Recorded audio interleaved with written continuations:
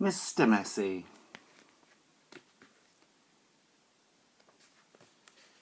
Mr. Messy was the messiest person you've ever met in your whole life. He looked so messy because he was messy in everything he did. You could always tell where Mr. Messy had been because he left a trail of messy fingerprints where he'd been. Oh yes, Mr. Messy, by name, messy by nature. Mr. Messy lived in a particularly messy-looking house. The paint was peeling, the windows were broken, there were tiles missing from the roof, the flower beds were overgrown with weeds, the garden gate was off its hinges, and had Mr. Messy cut the grass in his garden? He had not. One morning, Mr. Messy woke up in his messy bed, yawned, scratched, got up, cleaned his teeth, leaving the top of the toothpaste off, had his breakfast, spilling his cornflakes all over the floor, and then set out for a walk, tripping over a brush he'd left lying in the garden 2 weeks before. Dearie me. There was a wood behind Mr. Messy's house with the messy garden, and that's where he went for his walk. It was a particularly large wood with lots and lots of trees, and it took Mr. Messy a long time to walk through it, but he didn't really mind because he felt like walking that morning. So he walked and walked right through the wood until he came to the other side. And do you know what he found on the other side? Mr. Messy found the neatest, the prettiest looking little cottage that he had ever seen. It had a lovely little garden with a stream running through the middle of it. Does look rather nice. There was a man in the garden clipping the hedge. He looked up as Mr. Messy approached. "Good morning, I'm Mr. Messy," said Mr. Messy. "I can see that," replied the man, looking him up and down. "I'm Mr. Tidy." "And I'm Mr. Neat," said another man, appearing at the house. "Tidy and neat," said Mr. Tidy. "Neat and tidy," said Mr. Neat. Bowler hat. "We're in business together," explained Mr. Tidy. "And the people who owns this house have asked us to do some work for them." "What sort of work?" asked Mr. Messy. "Oh, we make things nice and neat," said Mr. Neat. "Tidy things up," added Mr. Tidy. "Perhaps we could come along and do some work for you," said Mr. Neat, looking at Mr. Messy, who was looking even messier than usual that particular morning. "But I don't want things neat and tidy," said Mr. Messy, looking downright miserable at the thought of it.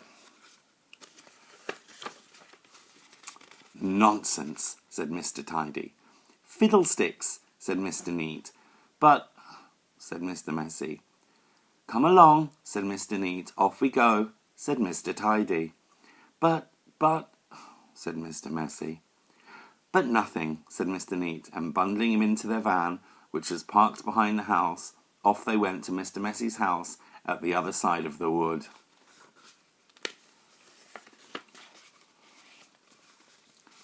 "Good heavens," said Mr. Neat when he saw where Mr. Messy lived. "Good gracious," added Mr. Tidy. "This is the messiest house I've ever seen in all my born days," they both said together at the same time. "Better do something about it," said Mr. Neat. And before Mr. Messy could open his mouth, the two of them were rushing here and there about Mr. Messy's house. Mr. Neat hoed and mowed and pruned and snipped and clipped and cleared and dug and made the garden look neater than it had ever looked before. Hard at work in the garden. Mr. Tidy cleaned and primed and rubbed and painted and mended and made the outside of Mr. Messy's house look tidier than it had ever looked before. They both went inside the house. "Good heavens," said Mr. Neat for the second time that morning. "Good gracious," said Mr. Tidy for the second time that morning. and they set about cleaning the house from top to bottom. They brushed and swept and polished and scrubbed and made the inside of the house look neater and tidier than it had ever looked before. I think they were busy. "There we are," said Mr. Tidy. "All finished," said Mr. Neat. "Tidy and neat," said Mr. Tidy. "Neat and tidy," said Mr. Neat. Mr. Messy just didn't know what to say. They both looked at Mr. Messy. "Are you thinking what I'm thinking?" Mr. Neat said to Mr. Tidy. "Precisely," replied Mr. Tidy.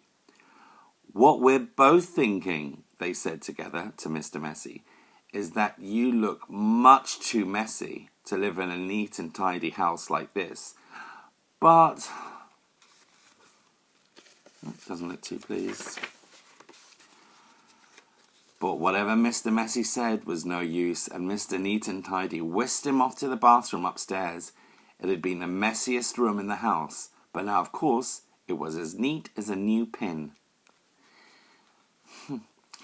Then Mr. Neat got hold of one of Mr. Messy's arms, and Mr. Tidy got hold of the other arm, and they picked him up and put him straight into the bath. Mr. Messy wasn't used to having baths.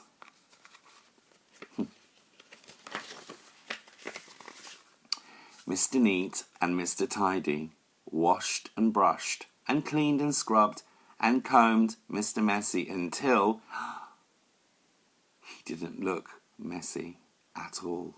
In fact, he looked the opposite of messy. He looked at himself in the mirror. "You know what I'm going to have to do now," he said in a rather fierce voice. Mr. Neat and Mr. Tidy looked worried. "What are you going to have to do now?" asked. "What are you going to have to do?" they asked Mr. Messy. "I'm going to have to change my name," said Mr. Messy, and then he chuckled. And Mr. Neat and Mr. Tidy chuckled, and then Mr. Messy laughed, and Mr. Neat and Mr. Tidy laughed. And then they all laughed together and became the best of friends. And that really is the end of the story, except to say that if you're a messy sort of person, you might have a visit from two people. And you know what they're called, don't you? Mr. Neat and Mr. Tidy. Oh well.